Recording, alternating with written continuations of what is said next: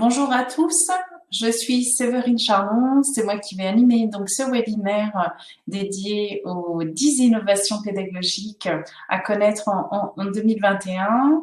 J'espère que tout le monde m'entend bien. J'ai vu qu'il y avait déjà 13 participants dans la salle virtuelle, 14. Donc n'hésitez pas à utiliser la zone de chat que vous allez avoir donc sur la droite pardon, de votre écran, et également vous devez avoir un onglet pour un sondage que je vous ai mis également donc pour connaître quelle était votre fréquence de veille, veille technologie, veille pédagogique, veille sectorielle. Donc n'hésitez pas à réagir dans la zone de chat et puis me dire aussi deux petits mots sur vous. On démarre dans 4 minutes.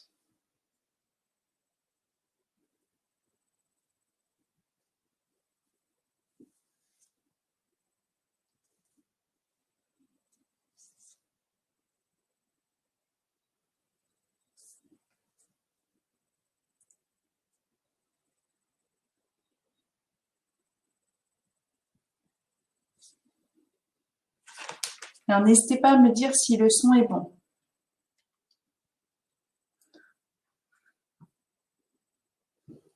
Depuis le département de la Mayenne, ravi.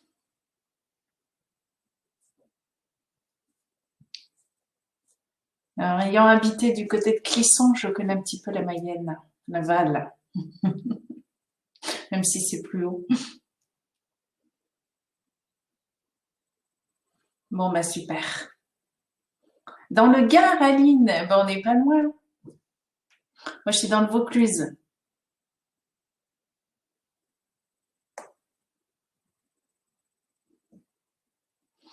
Chenevière-sur-Marne. Donc ça, je suppose que c'est du côté du Val-de-Marne aussi. Ça aussi, je connais pour avoir habité quand dans ma jeunesse à Joinville-le-Pont. Alors, je sais pas si c'est du même coin, Françoise. Geneviève-sur-Marne, que c'est dans 94.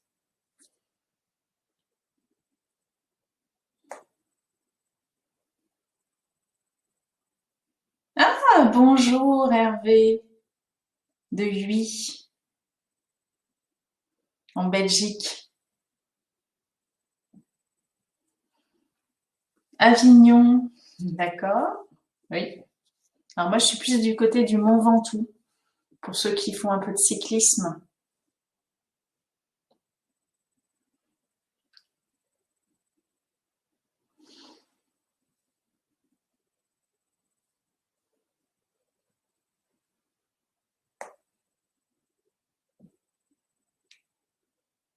Du Havre, bonjour Sophie. Alors là, je connais un petit peu moins.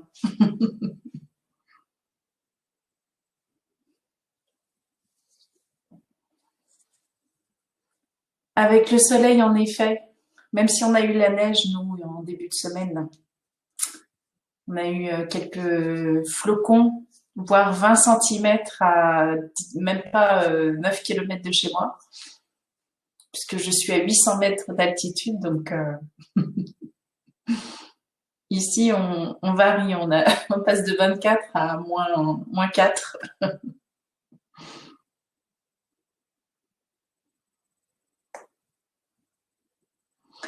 Bonjour de Quimper, je connais bien aussi. Ah oui, c'est clair, même sans le vélo. Pour ceux qui aiment les coins de lavande, les oliviers, c'est une belle région par ici.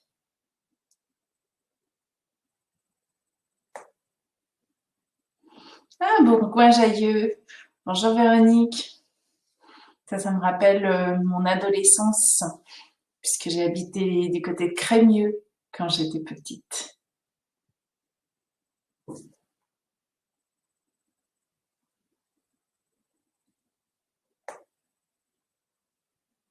Ah, la veille, oui. Alors, Douceau, j'ai pas votre prénom, c'est dommage. La veille, c'est eh bien repérer dans son métier, dans son, on va dire, des éléments nouveaux, des tendances sur les secteurs d'activité, la veille technologique, notamment sur les outils numériques dans le champ de la formation et de l'apprentissage. Et puis aussi l'éveil pédagogique, et c'est un peu plus ce qu'on va aborder aujourd'hui, justement avec ce webinaire. Donc bonjour à tous et à toutes. Donc je suis Séverine Charnon, fondatrice de l'agence Cranes, créateur de connaissances. Et je vais m'employer aujourd'hui au cours de ce webinaire qui va durer donc 60 minutes à vous exposer en fait 10 innovations pédagogiques et vous faire en fait on va dire l'explication, en tout cas je l'ai tenté, d'un rapport qui est annuel, qui est écrit par une université qui s'appelle The Open University, qui est basée en Angleterre et qui tous les ans en fait rédige un rapport pour recenser en fait les principales innovations pédagogiques. Donc je fais cet exercice tous les ans. Donc sur le site de l'agence, donc je vous mettrai le lien. J'ai fait un article complémentaire à ce webinaire et vous pourrez également récupérer, si vous le souhaitez, une infographie. Alors elle est en téléchargement aussi dans la salle, mais vous l'aurez également directement sur le blog de l'agence, d'ailleurs que je vais vous mettre en partage directement dans le lien, mais restez avec nous, hein, c'est juste pour vous donner l'accès à l'article, qui sera en fait une synthèse un peu de ce qu'on va voir aujourd'hui au cours de ce webinaire. Donc je vous avais mis un petit sondage pour savoir si vous réalisez en fait une veille quotidienne, hebdomadaire.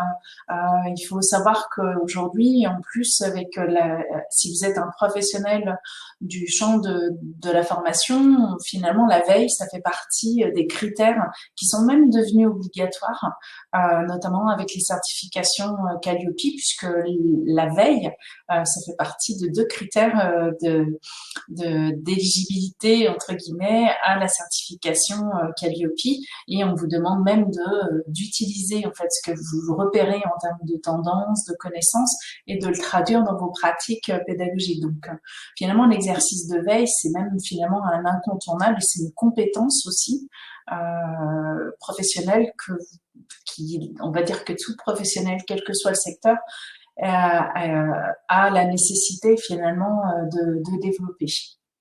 Donc, est-ce que certains déjà l'avaient repéré au niveau du rapport annuel de cette université, qui est en fait une des rares universités qui a été créée dans les années 1960, qui fonctionne uniquement à distance. Et justement, donc The Open University, donc ils ont un site web, et tous les ans, donc ils publient ce rapport. Est-ce que certains d'entre vous ont déjà consulté les rapports des années précédentes? Je me permets aussi de vous sonder.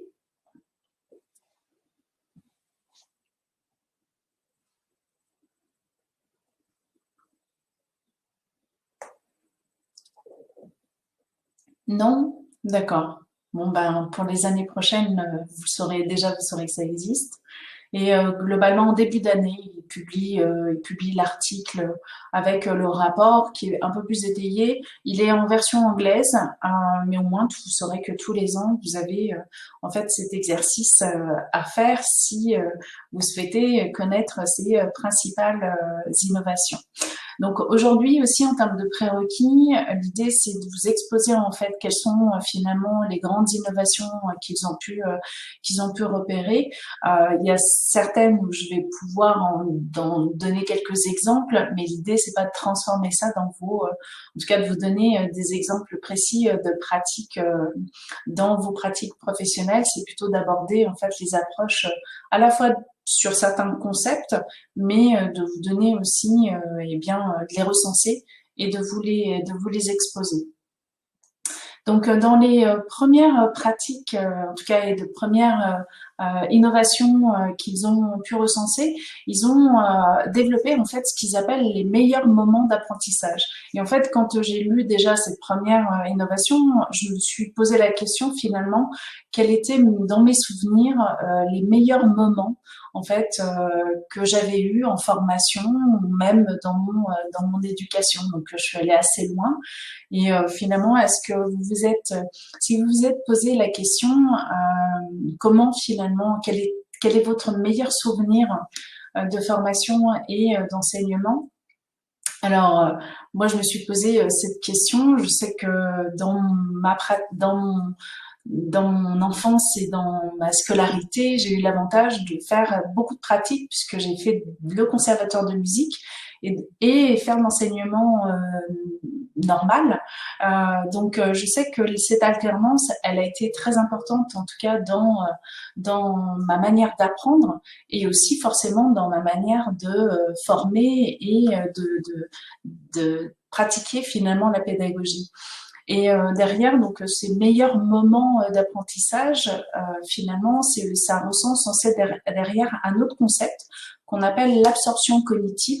Alors c'est un concept qui a fait l'objet de recherches dans sciences de l'éducation. Aujourd'hui, on va même utiliser finalement ce concept d'absorption cognitive. En anglais, ils appellent ça le flow. On va même aller faire des recherches sur aussi l'impact des outils numériques sur cette notion d'absorption cognitive, puisqu'on sait que derrière, eh bien, l'utilisation des outils numériques peut avoir aussi, d'une certaine manière, un effet alors aussi bien positif mais aussi négatif puisque finalement il accapare notre attention et vous le savez derrière l'utilisation des réseaux sociaux notamment sur les fonctionnalités qui sont utilisées, qui sont développées aujourd'hui, eh bien on va travailler sur ces sciences cognitives et pour justement attirer votre attention le plus possible.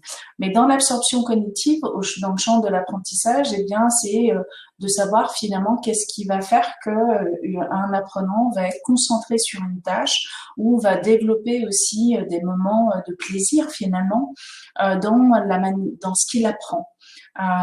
Et finalement, si on essaye de se poser la question comment est-ce qu'on peut finalement exploiter cette approche théorique, c'est aussi, ça peut être par exemple en fin de formation, je me suis interrogée en me disant finalement qu'est-ce que je pourrais demander en fait aux participants, finalement quel a été leur meilleur moment, que ce soit par exemple dans une classe virtuelle ou dans une formation en présentiel. Je l'avais déjà fait aussi en présentiel où j'avais demandé par exemple aux participants de mettre un petit mot sur un post-it et la question que j'avais posée, alors c'était donc je me rappelle dans le cadre d'un atelier avec beaucoup de personnes, on était à peu près 60. Et je leur avais demandé, en fait, de savoir, de dire, en fait, à une personne du groupe, ce qu'ils avaient apprécié chez elle, et également, finalement, quel était leur meilleur souvenir de cet atelier. Et en fait, de mettre le mot sur le post-it et de coller le post-it sur le dos de la personne. Donc, voilà, ça permet aussi, finalement, d'avoir ces moments de remerciements mutuels et puis d'avoir finalement un feedback à la fois pas uniquement de l'apprenant vers l'enseignant ou le formateur ou la formatrice, mais aussi entre les participants. Donc voilà un petit peu cette approche théorique. N'hésitez pas à réagir pour me dire si vous l'avez déjà traité, si vous l'avez déjà utilisé en fait. C'est le genre de questions que vous pouvez poser. Alors oui, ça peut être aussi pour travailler sur le décrochage universitaire ou même scolaire. Mais en tout cas, voilà. Et puis ça peut être aussi en fait un élément déclencheur quand on réfléchit à son déroulé pédagogique, d'aller chercher en fait ces meilleurs moments en termes d'objectifs pédagogiques, pas uniquement sur le contenu, mais ça peut être voilà de s'interroger sur comment on va faire vivre en fait ces meilleurs moments aux apprenants. Donc quelle expérience un peu waouh on va leur proposer. Donc voilà, ça permet de s'interroger différemment sur l'objectif de la journée finalement. Deuxième innovation pédagogique, alors qu'on entend plus parler depuis plusieurs années, qui est la réalité alors enrichie, qui rassemble à la fois la réalité augmentée et la réalité virtuelle. La réalité virtuelle, eh bien, que l'on va connaître avec, par exemple, l'utilisation de casques en réalité virtuelle, alors qui existent comme vous avez à l'écran, mais vous en avez même en format en carton. Aussi. Et puis derrière, eh bien, on place par exemple un smartphone dans lequel il va y avoir en fait un jeu en immersion virtuelle. La réalité augmentée, eh bien, ça va être par exemple, moi je l'utilise par exemple sur des serious games, sur différents sujets. Vous avez des serious games qui sont gratuits, qu'on peut utiliser.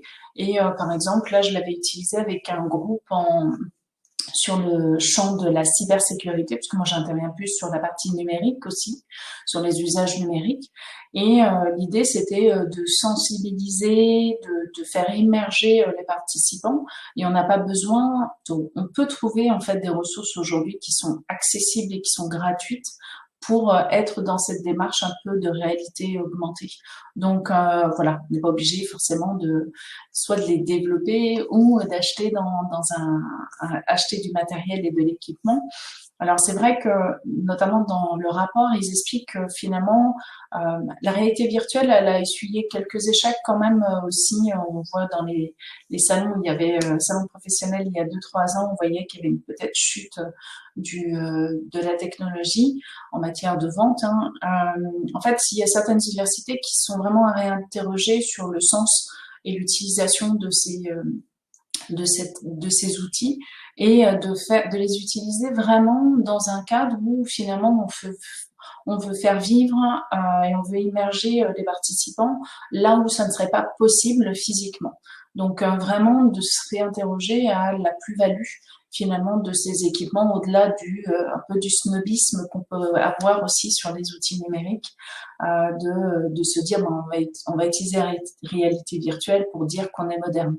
Non, c'est autant avoir une pertinence et puis de pouvoir la réintégrer vraiment sur des choses qui peuvent être vraiment très précises. Moi, par exemple, dans le cadre des groupes dans lesquels je suis intervenue, l'idée c'était aussi de leur expliquer derrière cet usage de la réalité augmentée, de leur dire finalement il va falloir que vous soyez assez autonome dans votre apprentissage et que vous soyez dans une démarche de résolution de problèmes. Donc derrière l'utilisation de cet outil et de ces ressources, c'était derrière pour leur expliquer et leur démontrer qu'ils allaient être finalement dans le cadre de leur métier, assez finalement autonome aussi dans la résolution de problèmes et qu'il allait falloir développer cette autonomie d'apprendre et d'aller chercher les informations. Voilà. Je lis en même temps ce que vous écrivez oui, sur les serious games. Alors, vous en avez, par exemple, sur les RGPD. Vous tapez, serious game gratuit, RGPD. Vous allez en trouver, par exemple, sur la cybersécurité. Vous allez en trouver je crois que j'en ai dû en trouver un sur la veille aussi, sur la veille économique qui a été faite par les chambres de commerce, qui est très bien fait, d'ailleurs, que j'ai fait tester aussi aux analystes en cybersécurité. Donc voilà, et c'est un moment à la fois ludique, mais aussi ça permet c'est des mises en situation à travers en fait, eh bien, des univers virtuels. Alors Laurence, vous dites la virtuelle oui, pardon, virtuelle pour les tests annuaires sans danger. Oui, absolument, exactement. Ça peut être sur du geste et posture. Enfin, il y a plusieurs sujets qui sont traités. Alors, de faire fabriquer on va dire des ressources en réalité virtuelle, ça coûte de l'argent, même beaucoup. C'est pour ça que dans son utilisation, il faut vraiment s'interroger sur la pertinence et la plus-value dans un parcours d'apprentissage. Pour poursuivre, troisième innovation qu'ils ont pu observer, alors ça va vous faire sourire, c'est la gratitude qui est, on va dire, considérée comme une pratique pédagogique. Alors, qu'est-ce qu'ils ont fait? C'est par exemple de pouvoir utiliser de demander en fait aux apprenants de rédiger dans le cadre d'un journal finalement quel était leur finalement qu'est-ce qu'ils remerciaient en fait d'une certaine manière la manière de penser, la manière de ce qu'ils avaient appris et d'être dans une démarche de connaître aussi finalement le côté émotionnel. On sait que l'intelligence émotionnelle, ça fait partie des tendances actuelles dans le domaine des ressources humaines, mais là l'idée c'est vraiment de savoir finalement avant de démarrer un cours, de connaître la santé mentale, en fait, à la fois de l'enseignant et des élèves. Alors là, ils l'ont plus utilisé dans le domaine universitaire et puis dans les écoles. Et puis aussi, on va dire lors d'une recherche, ils ont constaté que à la fois ça améliorait bien sûr les pratiques pédagogiques de l'enseignant et également en fait les résultats en termes d'apprentissage pour les élèves. Mais ça développait aussi d'autres finalement capacités comme la résilience, de pouvoir, eh bien, par exemple, prendre en fonction du contexte dans lequel on est, d'être aussi, de faire abstraction ou de prendre acte, puisque c'est ça la résilience, et de mettre en place des stratégies en fait pour agir différemment tout en ayant un contexte qui peut être contraignant. Donc ça, c'est des choses qui sont développées. Là, par exemple, en fond d'écran, je vous ai mis un jeu que l'agence a développé, qui est en fait, alors qu'on va utiliser plus en brise-glace. Alors, ce sont des petits cadenas en bois qu'on a fabriqué, puisque je travaille avec une designer. Et en fait, l'idée, c'est de pouvoir connaître en fait l'état d'esprit des participants. Et c'est vrai que de connaître l'état d'esprit à la fois des participants, mais aussi finalement de soi en tant que formatrice, et puis aussi peut-être de pouvoir l'exposer, puisque très souvent, quand on fait un brise-glace, on demande finalement l'état d'esprit des participants, mais en tant que formatrice ou formateur, on ne se dévoile pas auprès des participants. Et finalement, c'est d'être dans une démarche de transparence et de pouvoir, eh bien, donner en fait son état d'esprit. Et ils le font à plusieurs moments. Ils le font au début, ils le font aussi pendant la séance, et puis ils vont le faire aussi à la fin en termes de bilan. Donc voilà, la même chose avec par exemple un outil pédagogique qui est relativement connu qu'on appelle l'arbre à personnages. L'arbre à personnages, on peut l'utiliser aussi bien au début, pendant et après, on va dire à la fin d'une séance de formation. Et en fait, là, l'idée, c'est de pouvoir à la fois indiquer que l'état mental, en fait, l'état d'esprit qu'on va avoir forcément au démarrage d'une formation, ben, va conditionner finalement bien à la fois la curiosité, la motivation qu'on va avoir sur vis-à-vis du contenu ou de l'intervention. Voilà, la gratitude, je ne sais pas si c'est quelque chose qui vous surprend. Ça peut paraître un petit peu surprenant de considérer ça comme une pédagogie. Alors, dans le rapport, ils expliquent qu'ils ont travaillé sur voilà, la mise en place de journaux pour les étudiants, en leur demandant voilà, de se réinterroger comment finalement ils concevaient, ils étaient dans quel état d'esprit pardon ils pouvaient avoir à tel moment des cours, et de voir un peu qu'est-ce qui changeait aussi dans le fait de s'interroger sur ces pratiques-là. Alors, il y en a qui ont considéré que c'était positif, puis il y en a d'autres qui ont dit oui, c'était un peu trop intrusif. Voilà, apprendre aussi avec précaution si vous voulez le tester. Oui, la météo du jour. Et Marie-Paul, est-ce que vous traitez la météo du jour à la fois uniquement du point de vue des participants, ou vous vous livrez aussi? Est-ce que ça, c'est une information que vous donnez? Est-ce que vous donnez votre propre météo du jour? Puisque finalement, c'est un petit peu ça, cette notion aussi de gratitude.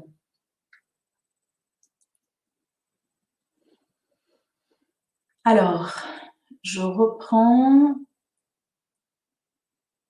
Alors, attendez, que je me remette sur mon support. Voilà. OK. Donc ça, c'était la gratitude. Alors, autre innovation qui a été recensée par The Open University dans le cadre de leur rapport 2021, c'est l'utilisation des agents conversationnels dans l'apprentissage. Alors, ça, c'est une pratique que moi j'ai depuis à peu près 5 ans, d'utiliser alors des messageries instantanées, et c'est ça un agent conversationnel, c'est l'utilisation d'une messagerie instantanée. Ce qui est intéressant finalement, alors on peut l'avoir soit de manière textuelle ou vocale, et puis forcément un agent conversationnel, eh bien ça va être aussi aujourd'hui associé à de l'intelligence artificielle. Vous avez même des messageries instantanées qui finalement vont être là en complément finalement du formateur et qui vont jouer le rôle un peu de tuteur pour pouvoir eh bien, répondre à l'apprenant en dehors des heures de formation. Et puis finalement, c'est une intelligence artificielle qui prend le relais sur des questions qui peuvent être posées. Concrètement, moi qui l'utilise depuis 5 ans, alors à travers en fait des plateformes plus globales, par exemple pour utiliser Slack, en présentiel, hein, avant qu'on soit tous mis entre guillemets en confinement, j'utilisais beaucoup Slack dans le cadre des formations et justement l'intérêt c'est qu'on a une messagerie instantanée dans ces espaces, que ce soit la même chose pour Teams aussi, ou même sur WhatsApp par exemple.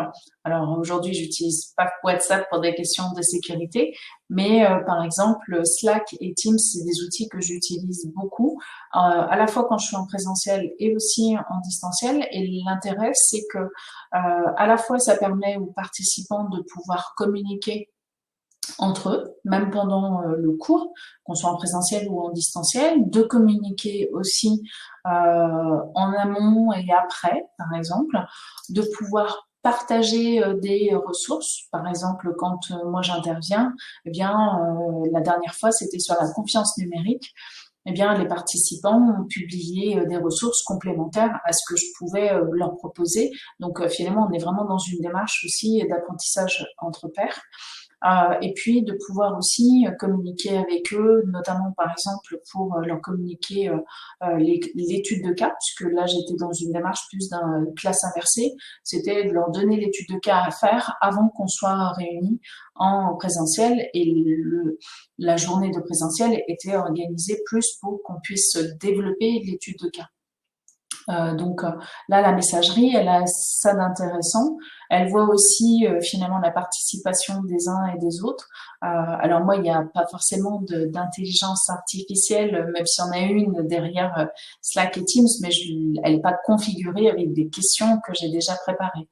Là, je l'utilise vraiment comme à la fois espace collaboratif, outil de conversation entre nous, et de pouvoir aussi l'utiliser comme finalement consigne et aussi outil de tutorat à distance. Donc ça, c'est vraiment une des grandes tendances qu'on observe. Alors, on avait déjà observé ça, ils en avaient parlé déjà il y a sur le rapport 2020, il me semble, et sur 2019.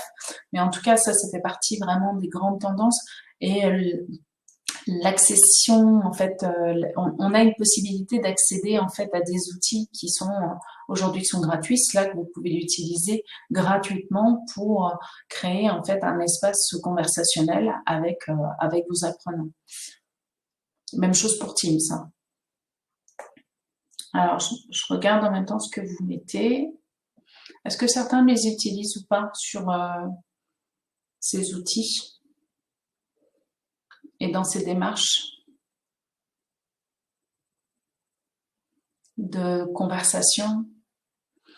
Et ce qu'il y a d'intéressant aussi, c'est que finalement, notamment avec certains groupes où j'interviens ponctuellement, hein, moi j'interviens pas sur des longs parcours, eh bien ça permet déjà de suivre aussi, de voir ce qui a été fait par les autres formateurs, formatrices, de suivre un petit peu qui réagit et qui participe le plus. c'est derrière le fait qu'on ait une trace écrite de leur participation, ça vous permet de voir qui a pris du leadership aussi, mais très factuellement finalement, à travers eh bien les messages qui sont publiés par les apprenants et d'avoir eh bien quand moi j'interviens, la première chose que je fais, c'est que je vais regarder sur Slack les différentes interventions pour voir comment ça réagit, ce qui me permet en même temps de savoir un peu comment le groupe aussi évolue dans dans son parcours. Teams, ouais, pour Teams, oui, plus aujourd'hui.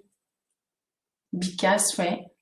Mais dans Bicas, j'ai pas souvenir qu'il y ait un outil conversationnel. Si, il y en a un.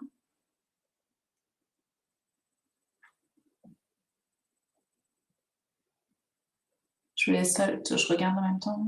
Ouais, plutôt les forums. Alors, autre tendance, la pédagogie orientée sur l'équité. Alors ça, c'est un sujet qu'on a traité, comme je suis co-animatrice d'un réseau professionnel qui s'appelle la coopérative pédagogique, qui appartient au CNFPT, mais qui est ouvert à tous. Si certains sont intéressés pour participer, vous allez retrouver, sur LinkedIn, vous allez retrouver des éléments, on va dire, à travers mon profil. La pédagogie orientée sur l'équité, c'est intéressant parce que ça permet derrière de prendre en compte des inégalités et des handicaps dans les stratégies d'apprentissage. Je prends un exemple, notamment avec les classes virtuelles. Dans en fait les co-animatrices, on a une personne par exemple qui a une déficience auditive et elle nous explique que par exemple quand on est en classe virtuelle, elle a besoin d'avoir la caméra parce que justement elle lit sur les lèvres et donc quand elle organise ou même quand elle forme sur les classes virtuelles, elle va plutôt préconiser finalement l'utilisation de la vidéo pour des personnes qui ont des déficiences auditives. Un autre aspect, par exemple, de la pédagogie axée sur l'équité, c'est aussi l'utilisation bien des outils numériques, de pouvoir s'interroger sur bien, par exemple, l'accessibilité des participants sur ces différents outils et bien sûr de privilégier, en tout cas en ce qui me concerne, soit les outils libres, soit les outils gratuits qui peuvent être accessibles, notamment sur ces supports-là, parce que dans mes publics, eh bien, je peux avoir des personnes qui sont bénéficiaires du RSA et qui n'ont pas forcément d'équipement d'ordinateur chez eux, ou même, par exemple, de logiciels Microsoft Word. Par exemple, quand je pense que certains cours sont faits sur Word, par exemple, eh bien, j'ai des participants il y a quelques années qui m'expliquaient, quand on leur envoie un document sur Word, ils peuvent pas l'ouvrir. Donc, dans ces cas-là, il est peut-être mieux privilégier le format de document qui permettent justement d'être dans ces démarches d'équité. Un autre exemple qui va être aussi, qui peut vous parler, c'est le fait d'écrire, notamment d'avoir des présentations qui peuvent être relativement grosses et d'avoir des tailles de police relativement importantes ou d'avoir des langages ou des éléments de langage qui soient relativement, en termes de vocabulaire relativement simples, puisque ça permet en même temps aussi aux participants de pouvoir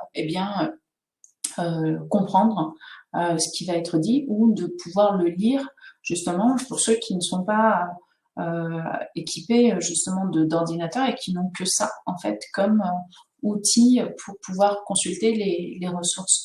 Donc la pédagogie orientée sur l'équité, c'est de pouvoir prendre en compte que dans un groupe, on va avoir à la fois peut-être des problématiques liées à des handicaps ou des problématiques liées à des ressources financières et de pouvoir prendre en compte ce principe dans la fabrication des ressources ou l'utilisation par exemple des outils numériques.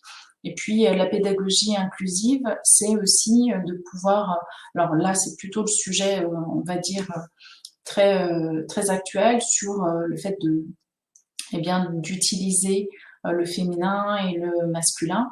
Je prends un exemple sur Nîmes. J'interviens actuellement auprès d'un chantier d'insertion qui est spécialisé dans les peintres dans la peinture en bâtiment. La question qu'on s'est posée il n'y a pas très longtemps avec le porteur du chantier, c'est de pouvoir renommer, par exemple, le nom du chantier, parce que le nom du chantier, eh bien, n'invite pas le public féminin à participer au chantier. Donc, c'est voilà, de se réinterroger aussi sur à la fois aussi sur les noms, et ben, nom d'une formation aussi. Parfois, ça a tendance à freiner aussi des publics, et notamment des publics féminins.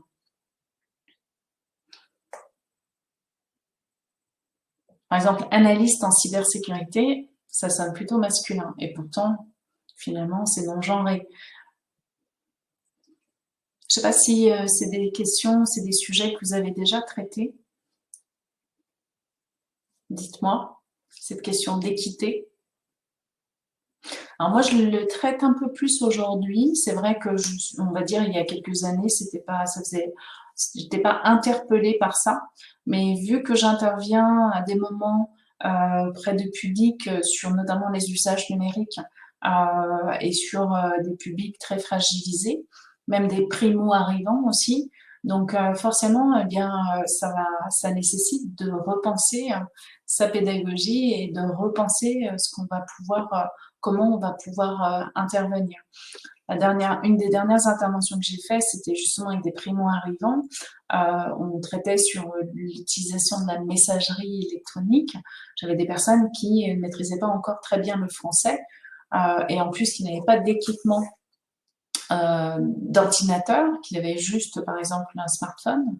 Bien, dans mon intervention, je me suis adaptée avec ceux qui étaient sur ordinateur, ceux qui étaient sur smartphone, et de pouvoir aussi finalement revoir mes propres supports de cours ou mes propres interventions vis-à-vis de ces publics-là.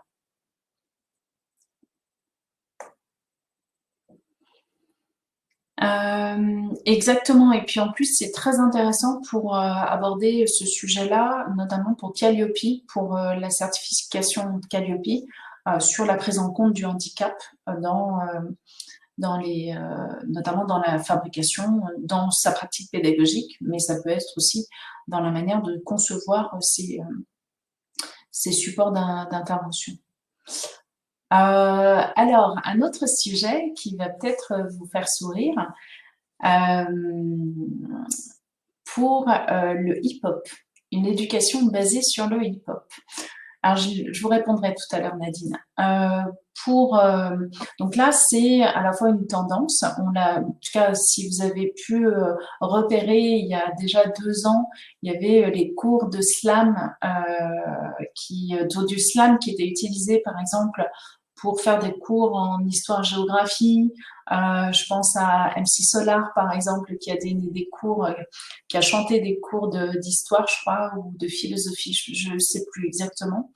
Mais en tout cas, c'est de pouvoir utiliser finalement le support du hip-hop, que ce soit à travers les chansons, que ce soit à travers aussi la danse, ou même des supports, on va dire le format de diffusion, et notamment par exemple les podcasts, de pouvoir les utiliser comme des outils également d'apprentissage.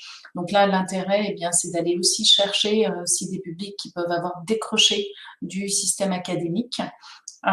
Et derrière, eh bien, c'est un avantage parce que finalement, ça développe des compétences à la fois en lecture, en écriture et en esprit critique. Et puis, on est sur une forme d'apprentissage social et émotionnel. Donc ça, c'est intéressant. Pour vous donner un exemple très concret de ce que l'agence a fait, nous, on a fabriqué des podcasts sur un jeu, en fait, pour apprendre les usages numériques, les compétences de base dans le domaine numérique. Et là, je vais vous mettre le lien vers ces objets. Alors, nous, on l'a traité depuis. Alors, le podcast, c'est un sujet que je regarde depuis à peu près 4-5 ans, puisque finalement, c'est à la fois, ça permet d'être dans une démarche finalement nomade d'apprentissage. Et l'idée, c'était de pouvoir sortir finalement du format vidéo et de pouvoir, on va dire, s'associer un peu plus avec l'usage du smartphone. Et donc, on a créé un jeu où on a un jeu de cartes qui est connecté en fait à des podcasts. Et derrière, chaque podcast renvoie à, par exemple, des usages sur comment est-ce qu'on navigue sur le web. Et dans chaque jeu, on va dire chaque personnage du jeu de cartes, eh bien, on va avoir finalement une consigne pour pouvoir, eh bien, par exemple, aller correctement faire une recherche sur le web, savoir taper correctement un mot-clé, etc., etc. Et on a utilisé finalement le support podcast pour pouvoir donner ces supports d'apprentissage. C'est vrai que le hip-hop, c'est intéressant, moi je trouve, parce que justement, ça permet aussi de mettre en mouvement, d'une certaine manière, des séances de cours. Je me rappelle, il y a 3 ou 4 ans aussi, avec un groupe en médiation numérique, on avait travaillé sur l'élaboration d'une vidéo aussi de sensibilisation sur ces aspects-là avec des jeunes justement qui étaient issus des quartiers et donc derrière eh bien d'être finalement de leur parler avec un langage qui soit celui qu'ils écoutent aussi dans leur musique. Alors, existe-t-il des newsletters intéressantes pour maintenir une veille sur les innovations pédagogiques? Alors oui, je vous conseille d'aller sur Outils TICE, qui est en fait un enseignant qui fait une veille, alors plus sur les outils, sur tous les outils qu'il peut repérer et la newsletter qui arrive le dimanche soir, normalement dans votre boîte mail. Sinon, ben, de suivre aussi le blog de l'agence, sinon de pouvoir aussi rejoindre ce dont je parlais tout à l'heure, qui est la coopérative pédagogique, qui est un réseau qui regroupe plus de 5200 personnes et qui est ouvert à tout le monde et dans lequel nous, on fait une veille quotidienne et vous recevez en fait de l'information tous les jours dans votre boîte mail. Alors, c'est pas que sur les outils, hein, c'est vraiment sur tous les aspects de la pédagogie. Donc, est-ce que certains ont déjà exploité le hip-hop?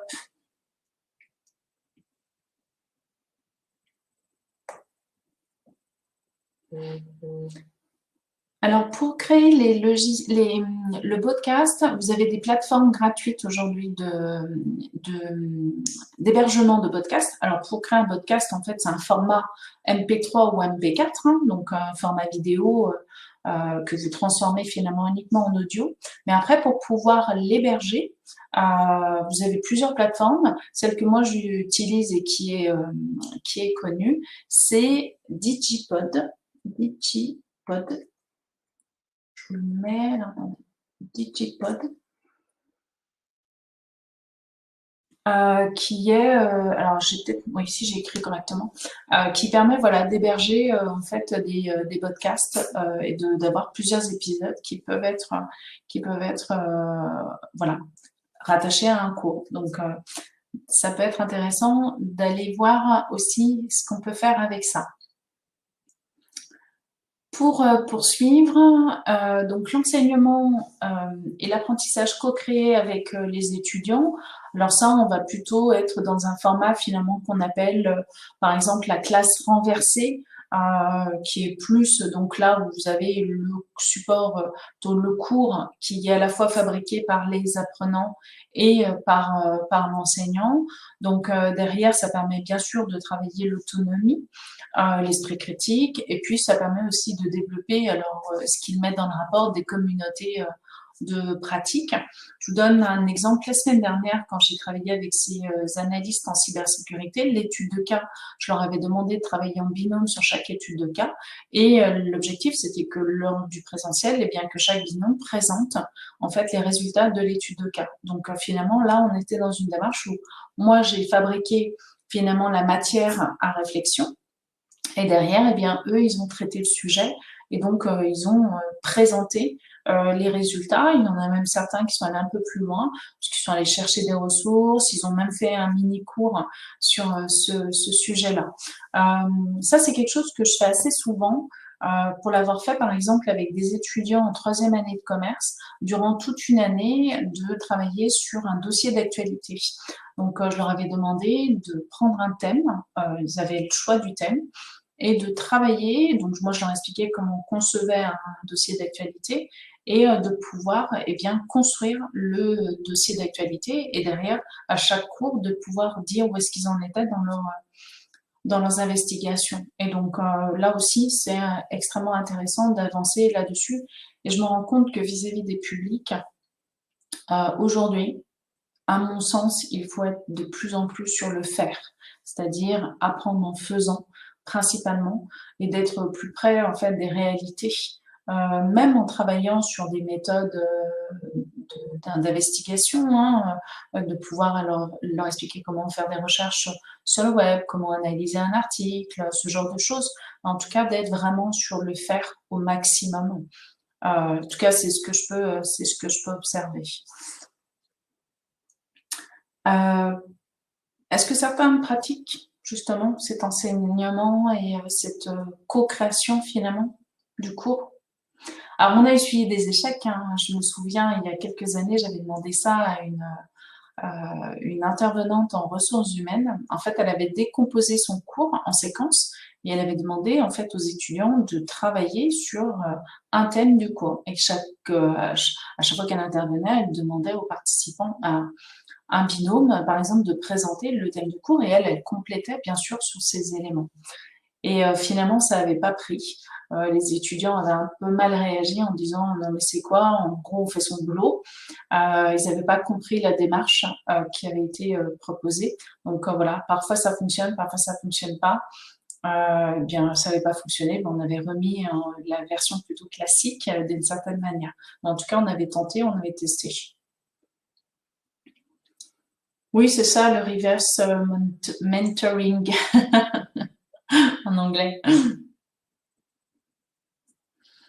Alors, autre chose, autre innovation qui est observée par le rapport, c'est la télécollaboration pour l'apprentissage des langues. En fait, c'est le fait de mettre par exemple, deux participants de cultures différentes, et chaque apprenant, participant, par exemple, un apprenant en espagnol, un apprenant en anglais, eh bien, ils vont s'apprendre mutuellement la langue, leur langue maternelle, et derrière, à travers leur quotidien, finalement. Donc là, c'est l'organisation de cours à distance avec des personnes de nationalités différentes. Là, je fais un petit rappel par rapport au rapport de 2020. Ils avaient expliqué aussi une des tendances, c'était par exemple dans une salle de cours, alors ils le faisaient je crois en plus en maternelle, avec des enfants qui par exemple ne parlaient pas le français, et de pouvoir finalement explorer à travers les enfants qui sont issus de nationalités différentes ou d'origines différentes, de travailler en fait et de faire découvrir ces interculturalités. Et finalement, c'est extrêmement intéressant et passionnant. Quand on a eu la chance de travailler à l'étranger, eh bien, on sait que voilà, c'est extrêmement fascinant de pouvoir découvrir d'autres cultures. Et finalement, on n'est pas obligé d'aller à l'étranger pour le faire. Aujourd'hui, dans une salle de cours, eh bien, on va avoir bien des origines différentes, et de pouvoir travailler sur ces interculturalités. En tout cas, ça permet voilà, de pouvoir travailler à la fois sur de l'apprentissage formel et informel, et puis voilà, d'intégrer l'interculturel dans un cours. Donc c'était quelque chose qui était intéressant. Donc là, ils appellent ça la télécollaboration de l'apprentissage des langues, pour voilà, où il n'y a pas d'intervenant finalement, c'est deux apprenants qui finalement échangent entre eux pour s'apprendre mutuellement leur langue maternelle. Donc bien sûr, ça développe des compétences en communication pour chacun d'entre eux. Alors je lis en même temps vos interventions. Oui, facilité d'apprentissage. Est-ce que vous avez développé ces aspects justement aussi d'interculturalité? On peut le faire par exemple avec les petits déjeuners avant, plus aujourd'hui, mais Ça reviendra.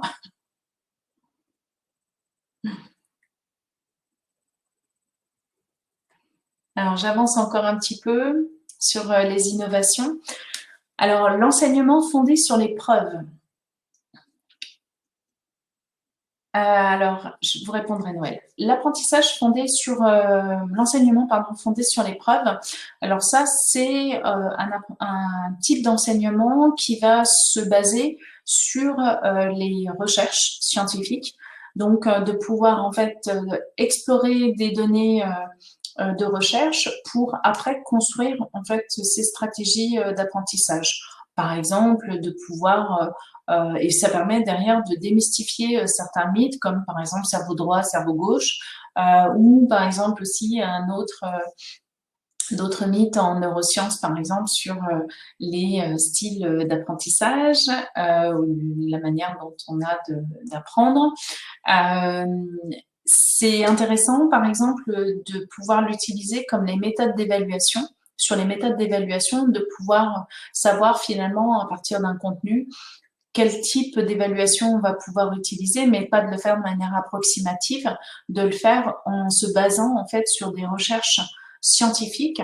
Alors là, je vais vous inviter à aller regarder un site qui s'appelle Didask, qui est une start-up que je connais bien, qui a été fondée par Sun Lee, qui est en fait un chercheur alors il me semble qu'il est plutôt spécialisé dans les statistiques, mais en tout cas qu'il travaille avec des neurosciences, des neuroscientifiques, pardon.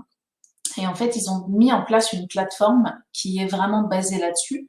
Mais en tout cas, ils ont dans les articles qu'ils publient, ils indiquent également aussi ces éléments, notamment sur la méthode d'évaluation. Et au lieu d'être approximatif, de pouvoir s'adosser à des recherches scientifiques. Ça peut être voilà sur les méthodes d'évaluation, mais ça peut être aussi finalement en fonction bien du cours que j'ai à faire, bien quelle stratégie d'apprentissage je vais pouvoir développer, quel déroulé pédagogique je vais le faire et non pas de le faire sur l'expérience, mais de le faire à partir de stratégies qui ont été éprouvées dans le cadre de recherches appliquées, et notamment à travers la science. Donc ça, c'est intéressant de pouvoir travailler sur ces bases-là. Moi, on va dire tout ce qui est recherche scientifique, c'est des éléments que je vais beaucoup aller observer, surtout notamment, par exemple, sur les mots. Et ça fera la transition pour l'autre innovation, de pouvoir en fait se réinterroger le sens des mots et notamment de certains concepts, parce que bien les concepts ils évoluent au fil des années, au fil des siècles, et finalement en fonction de ce qu'on met en termes de définition, eh bien on ne va pas forcément agir et donner les mêmes explications. Je prends un exemple, par exemple sur les compétences. Le terme compétence a 200 définitions différentes, mais au fil des années, eh bien, comme ce terme est apparu dans les années 1968, aujourd'hui, ce qu'on pensait de la compétence et de ce qu'on pense aujourd'hui de ce qu'est une compétence, ça n'est pas la même chose. Parce qu'il y a aussi les évolutions du fait du contexte, des contextes et des environnements qui ont forcément changé le sens des mots. Donc ça, c'est pour faire une transition avec justement la dernière innovation qui s'appelle la pédagogie fondée sur les corpus. Alors, elle se base aussi sur des bases de données. Un corpus, c'est un ensemble de textes, d'articles qui vont être regroupés autour, par exemple, d'un concept. Le corpus, ça permet aussi de pouvoir se réinterroger finalement sur le sens justement des mots ou des concepts et de pouvoir derrière eh bien se rendre compte que aussi, par exemple, certains mots peuvent avoir des sens différents en fonction des langues et des cultures. Donc, et derrière, finalement, d'avoir une ouverture plus large et de compréhension plus large de ce qu'est, par exemple, une discipline ou, par exemple, un concept. Donc, moi, je l'utilise beaucoup sur, par exemple, les mots. quand j'interviens, par exemple, dans le champ de la formation, des classes virtuelles, par exemple, des termes comme attention. L'attention, je ne vais pas le traiter d'un point de vue neuroscientifique, je vais aussi aller le chercher du point de vue, par exemple, de la philosophie. Et on se rend compte que voilà, on a des définitions qui sont un petit peu différentes, qui peuvent être aussi éclairantes par rapport à notre connaissance et notre pratique.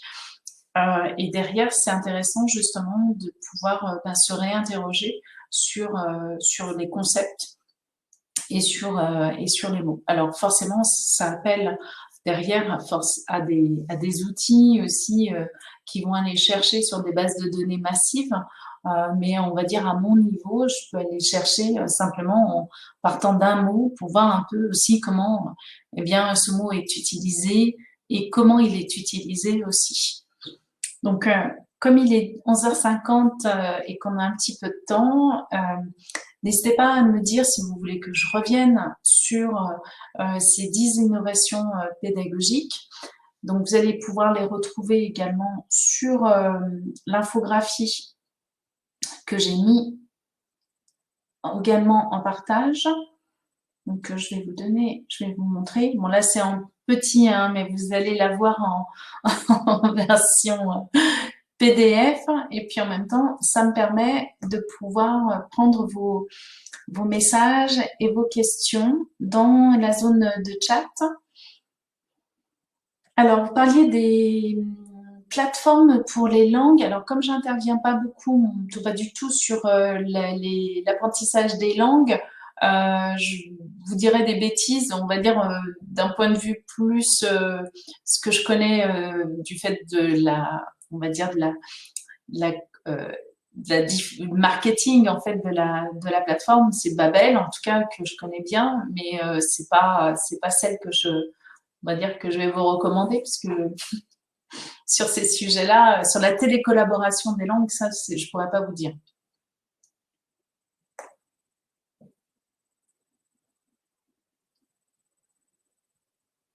Oui, exactement. Récent, animé, exactement. Sur l'animation. En tout cas, moi, ça, c'est un sujet que va dire sur lequel je me penche de plus en plus sur la signification des mots, parce que forcément, ça appelle derrière à se réinterroger sur à la fois ses pratiques professionnelles ou sur ses pratiques pédagogiques aussi. Alors, la plateforme, oui, c'est Didask. Je vais vous le mettre dans la zone de chat.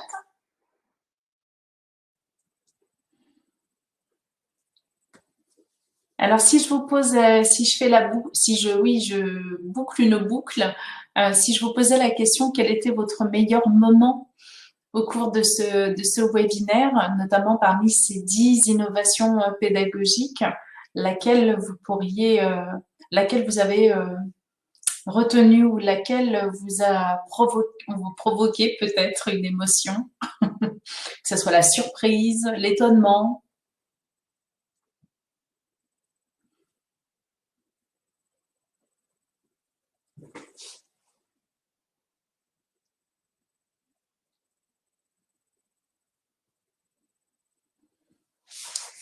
Parmi les meilleurs moments, la gratitude.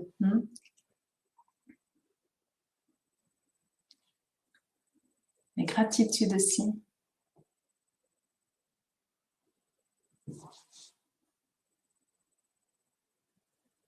La co-création, ouais. Gratitude, co-création. Meilleur moment. Hip-hop, ouais, très étonnant. Moi, ce que j'observe là dans les innovations, en tout cas dans les rapports, puisque je les suis depuis 2016, en tout cas, on voit qu'il y a un mix entre à la fois l'utilisation des outils numériques et l'utilisation finalement de pratiques, mais qui vont finalement être davantage sur les relations humaines et sur les relations sociales aussi. Et c'est intéressant finalement dans ces tendances parce que même si on a une montée en puissance finalement des outils, on se rend compte que finalement on pousse aussi davantage à aller explorer à la fois bien le domaine de la science, qui est intéressant parce que finalement, ça permet de se réinterroger sur le sens des mots, sur aussi les stratégies qu'on peut vouloir développer. Donc finalement, on n'est plus sur l'empirique, mais on est aussi sur l'utilisation de concepts théoriques pour les appliquer après dans des pratiques pédagogiques. Mais c'est en tout cas de pouvoir voir que dans les innovations, ils font un mix des deux et que l'humain reste quand même au centre. En tout cas, quand on voit sur les 10 innovations, finalement, on en a un tiers basé sur les outils numériques. Le reste va vraiment travailler sur des pratiques aussi plus en termes de méthode. Donc, c'est intéressant de pouvoir voilà, se dire que l'humain reste au centre dans tous les cas de signes du métier et de la pédagogie.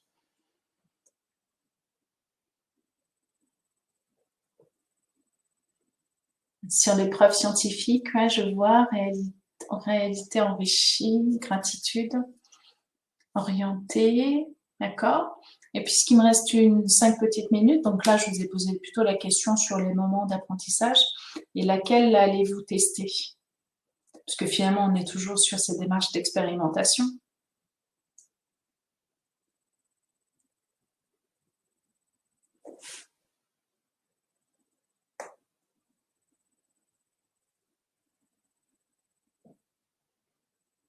Alors, laquelle allez-vous tester?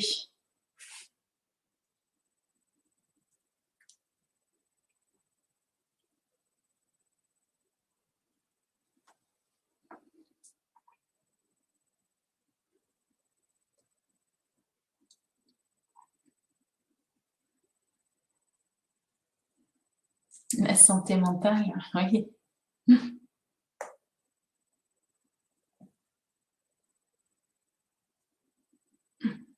Le podcast. Co-création. Aucune, Lionel? Pourquoi?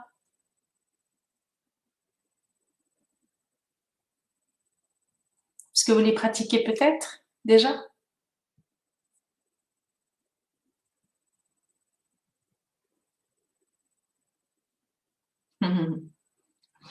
Alors, pour ceux qui veulent poursuivre sur les questions peut-être plus de pratiques pédagogiques, au niveau de l'agence, on a à la fois des classes virtuelles sur l'animation de classes virtuelles ou sur d'autres sujets, notamment aussi une formation qui peut peut-être vous intéresser sur comment transformer un présentiel en distanciel, mais justement en se réinterrogeant justement sur à la fois les objectifs et la temporalité qui finalement changent du fait de passer du présentiel au distanciel.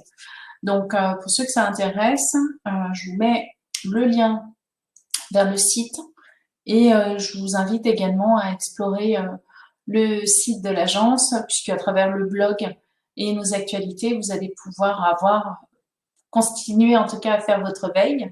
Et puis pour ceux que ça intéresse, il y a un autre webinaire la semaine prochaine sur des conseils que je peux donner sur l'animation de classe virtuelle et un autre qui va avoir lieu au mois de mai sur 10 brise-glaces que je vous propose d'explorer pour animer vos formations ou vos réunions. Donc voilà, pour la suite de l'actualité de l'agence. En tout cas, merci à tous, vraiment très riche. C'était très agréable de pouvoir échanger avec vous, même si d'une certaine manière, je ne vous vois pas. Je vous ai en tout cas lu. En tout cas, merci à tous pour votre réactivité et puis cette participation. Comme quoi le sujet est important et intéresse et suscite justement beaucoup d'engouement.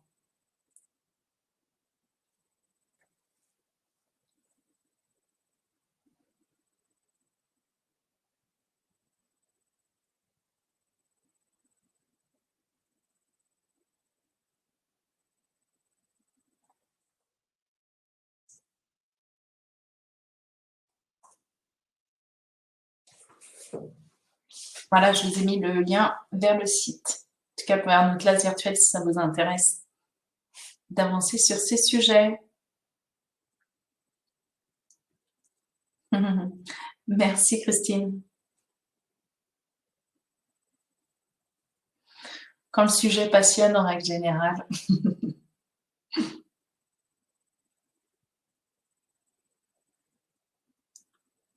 Bon appétit à tous et puis prenez soin de vous.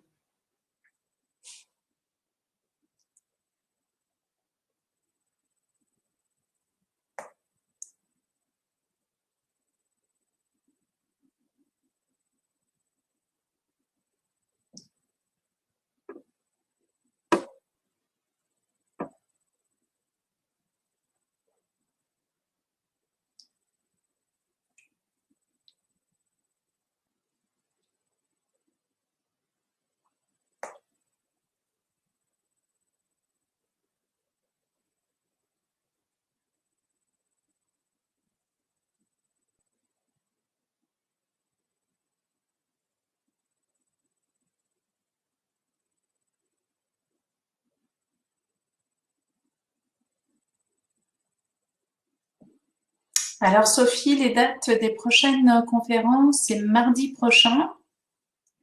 Elles sont enregistrées, hein, donc vous pouvez vous inscrire, mais après les revisionner. Et la prochaine au mois de mai, elle a lieu, que je vous dise pas de bêtises, le 4 mai.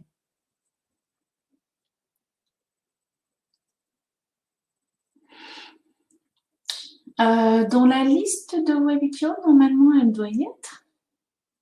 Attendez, je vais vous mettre le lien.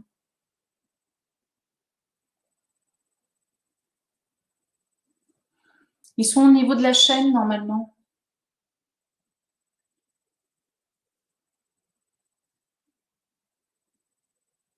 Moi, je vous mets le lien, je vais regarder ça.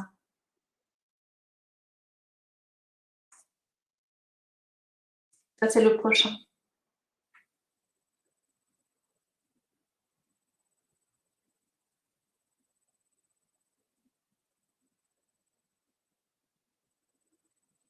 Alors,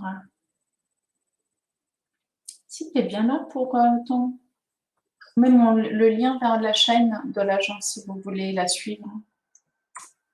Voilà.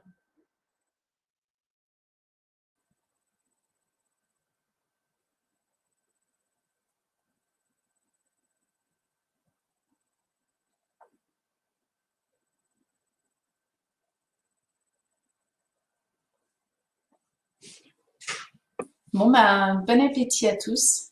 Et puis à la semaine prochaine pour ceux qui sont disponibles et qui s'intéressent. À bientôt.